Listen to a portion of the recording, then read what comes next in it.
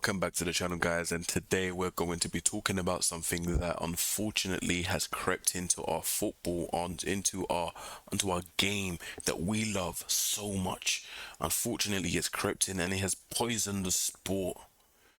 Bukayo Saka has faced backlash due to an interview he had with Sky Sports whilst being away with the England squad at the Formula One. Let's take a look and let's break this down. Anyway, before we continue, like, subscribe, share the thing. Let's not waste any more time. With Bukayo Saka as well. Bukayo, just a quick word. We're live on Sky at the moment. We'll just talk to Harry. He's the point to Bukayo. Much to say? We'll move up then. That was not great. That was it. That was it. From that interview, this guy has faced absolutely mortifying comments from the general public, from pundits, not pundits, from journalists, and it's absolutely disgusting how we can treat one of our own, someone that is representing our nation, someone that has represented our nation. The fact that we can go and treat someone like this, absolutely disgusting, degenerate behavior. And if you're okay with this, if you don't find a problem with this, then you're a part of the problem as well. Everybody is due to face a bit of criticism. Even if people didn't agree with how he responded, it could have been a criticism in terms of, hey, you could have gave a better response, or you could have spoken to him, or it would have been nice to hear from Saka. No, you're getting things like this. Bukayo Saka, what an arrogant, entitled little Saka can F off, arrogant little P, thinking he's too effing good to stand on the grid at F1 and give 2 minutes of his time. Pissed me off. Jump up, little wanker. Have some humility. It's absolutely disgusting. This is not criticism.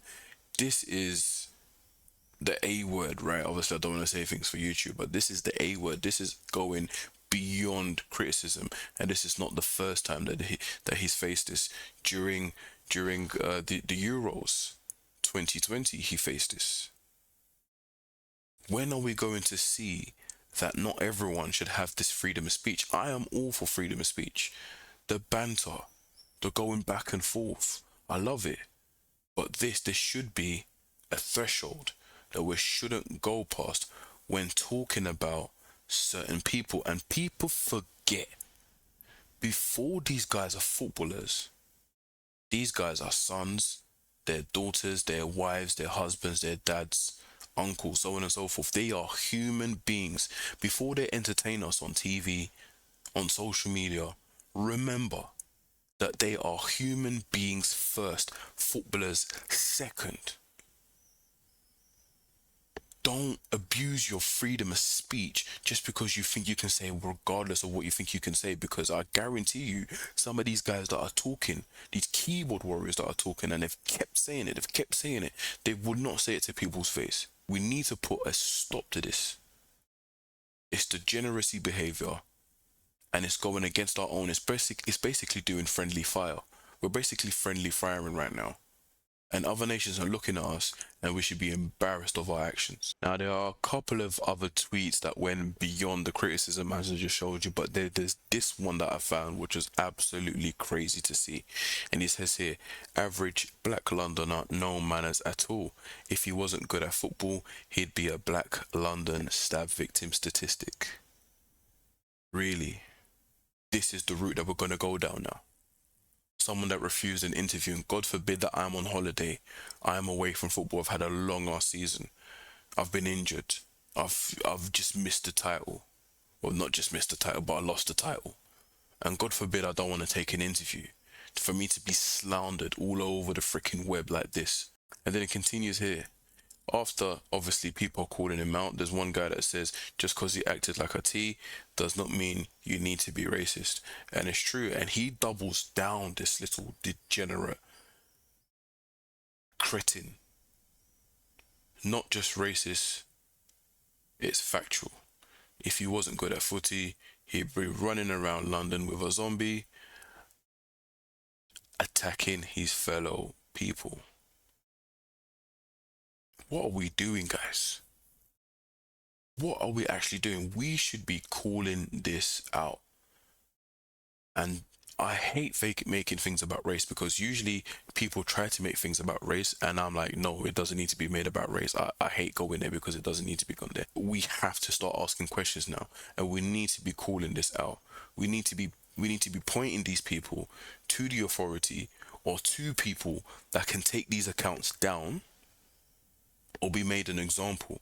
People like him should be shunned, should be made an example of, and it should be brought to the public to be like, this is someone, this is the person that does it, full name, so on and so forth, so we can see what type of coward these guys are, because they're hiding behind screens, saying what they want to say, knowing that there's no consequences for their actions. It's absolutely crazy to know that this is still happening in 2025 and people can still get away with it. I'm going to play you a clip from 2022, similar sort of scenario here going on, where someone was asking Pep and he responded how he responded now. Let's see. Got 6 weeks holiday now. Football today, come on. Huh? Don't talk about football today. Oh, we'll talk about F1 then. Tell me about some F1. Oh, hang on a minute. So, Now, I for one do not see a problem with either response from either Saka or Pep. But if we had to go down that route, because everyone wants to go down that route, this was more ruder, or this was more rude than what Saka said. At least Saka responded and just kind of shook his head. He walked off. After he saw that he kept yapping, he just walked off. Isn't that more rude than what Saka did? But yet we did not see nothing from Pep. We did not see a backlash from Pep. And if you look at the video, the full video, if you can find it from Sky, you'll be able to see Palmer didn't really want to respond. There were a couple of players that weren't enthusiastic. Obviously, there were a couple of players that would respond, but there are a couple of players that wouldn't. Now, this could be a case where they don't even know much about Formula One, so they don't even know what to say. It could be a case where they're on vacation, they've had a long season, and they don't want to talk. It does not mean just because I'm a footballer, just because I'm a celebrity, that I have to talk to you. There are numerous amount of celebrities that have declined to speak. God forbid that I do not want to speak to the paparazzi that I have to speak to for 9 to 10 months during a football season, and people want to start dragging this boy's name. He is a human being. Remember that. And it's absolutely crazy. Again, I know I keep saying this, but it's absolutely ludicrous that we are keep doing this in 2025. Do better, guys. Do better. Let me know what you think down below in the comments, and I will see you in the next video. Peace.